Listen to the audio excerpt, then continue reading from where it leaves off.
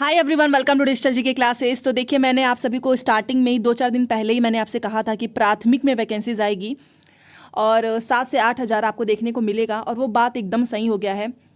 बिहार शिक्षक भर्ती में दोबारा से इन्होंने नई वैकेंसीज के जो है पद जोड़ दिए हैं। संपूर्ण जानकारी आपको इस एक वीडियो में मिलेगा, सारी नोटिस मैं आपको दिखाने वाली हूँ। साथ में आपको पता है 1 से 5 की नई वैकेंसीज है। बीएड डीएलएड का मौका, सीटेट का मौका होगा। सीटों की संख्या बढ़ी है, 6 से 10, 11 से 12 में भी बढ़ी है।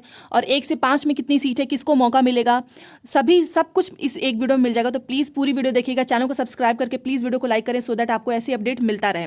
देखिए, अब ये आपके पास एक बहुत बड़ा मौका है। जैसे कि कुछ लोगों का पेपर 1 जो है वो नहीं, पेपर 1 पास हो चुका था, पेपर 2 नहीं। ठीक है, तो अब आप 1 to 5 में जितने डीएलएड वाले हैं, क्योंकि इसमें बीएड के लिए भी कुछ इंपॉर्टेंट नोटिस आई है, वो भी मैं आपको बताने वाली हूँ। तो चलो सबसे पहले मैं आपको ऑफिशियल नोटिस ही दिखाती हूँ। ठीक है,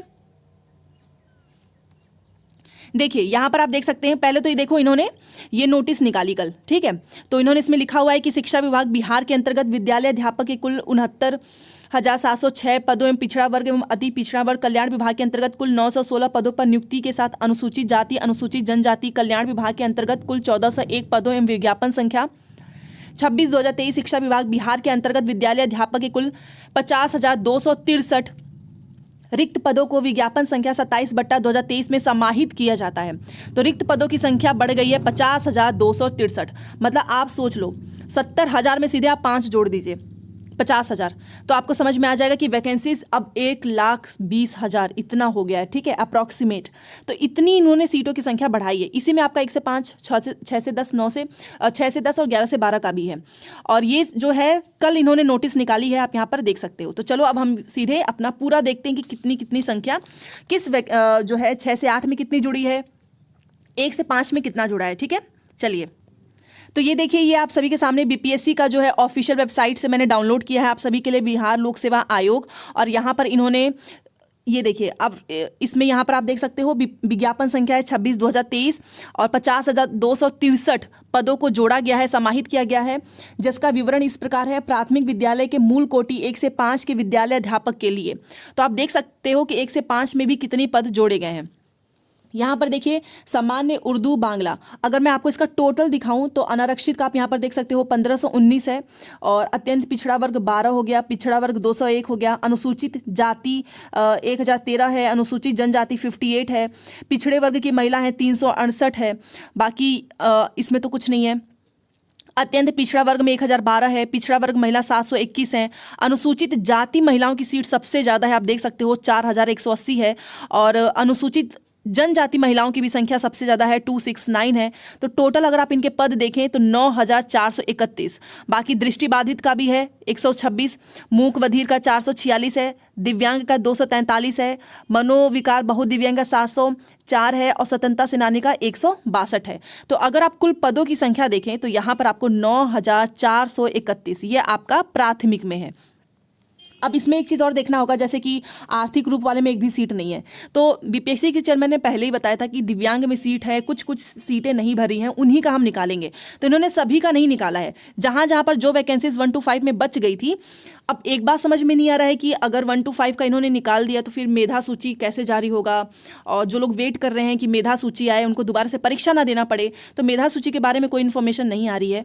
पहले तो इनको मेधा सूची निकाल देना चाहिए था, ताकि जो बची हुई सीट है उसमें कुछ लोगों का हो जाए।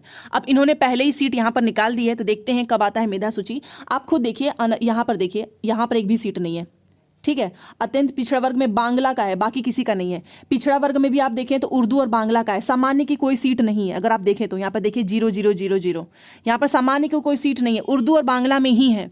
ठीक है, तो ये अब कैटेगरी के ऊपर डिपेंड करेगा कि किसको कितनी सीट मिल रही है। यहाँ पर देखिए, आप देखिए जहाँ जहाँ 0 है वहाँ पे कोई पद नहीं है।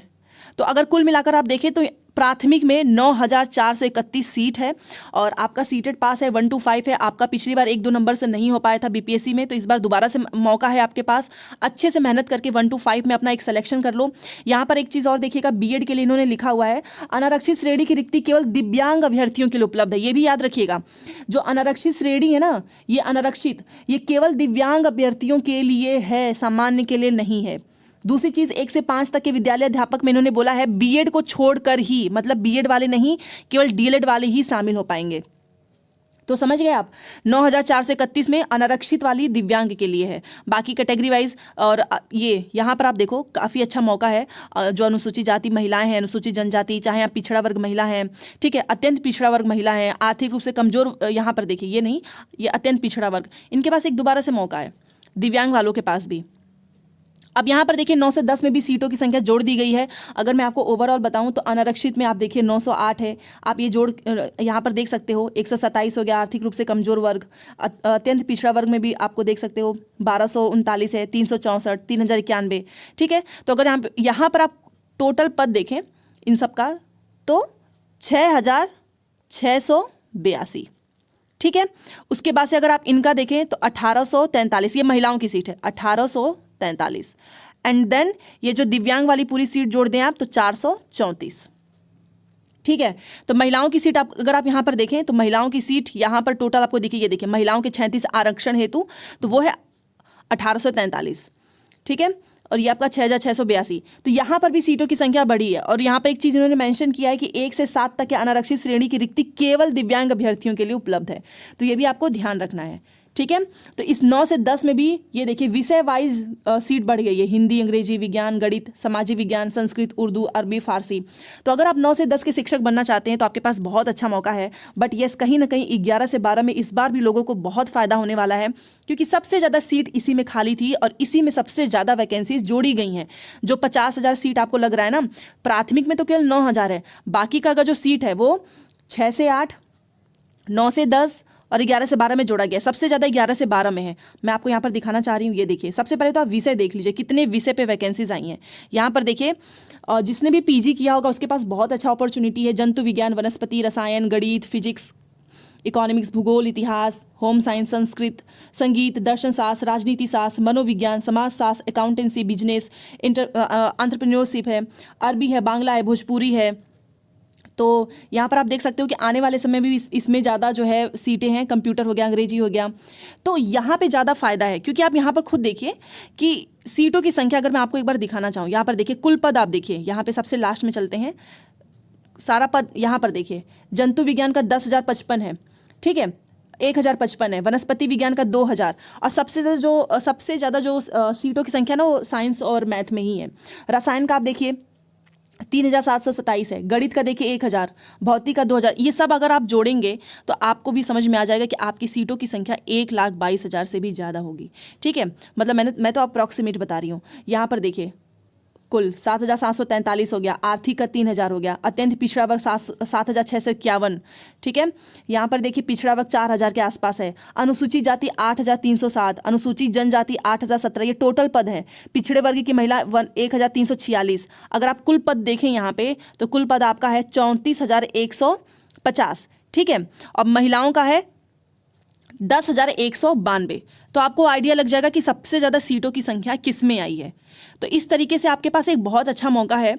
और देखिए, मुझे पता है कि 11 से 12 में तो जिनका पीजी होगा वही कर पाएंगे। बाकी अगर आपका पेपर 2 देखो, सीटेट में अगर मौका मिल जाता है, अगर सीटेट पेपर 2 मतलब सीटेट अपीयरिंग वालों को मौका मिल जाता है तो ये बहुत अच्छा होगा। क्योंकि 1 से 5 में अगर देखा जाए तो एक नाम का ही है बस ये वैकेंसी। अगर आप देखें तो इसमें कौन भर पाएगा, आप बताओ यहाँ, क्योंकि अनारक्षित वाला तो दिव्यांग के लिए चला गया। बाकी ये 000 सामान्य में तो कोई वैकेंसी ही नहीं है। तो वैकेंसी आए ना, इसका कोई मतलब नहीं है। इसीलिए सबसे ज़्यादा अच्छा है कि जो सीटेड अपीयरिंग है उनको मौका मिलना चाहिए, ताकि वो 6 से 8 में, क्योंकि 6 से 8 में 31,000 के आसपास सीट है, सीटों की संख्या ज़्यादा है।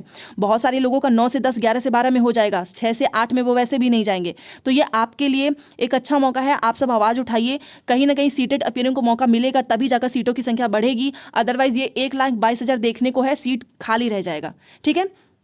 तो यहाँ पर मैंने आपको सारी डिटेल्स दी हैं। बाकी जो भी बच जाएगा मैं आपको बताऊंगी, और सीटेट से रिलेटेड भी जो भी इन्फॉर्मेशन है वो मैं आपको बाद में बता दूंगी। मिलते हैं नेक्स्ट क्लास में। Thanks for watching.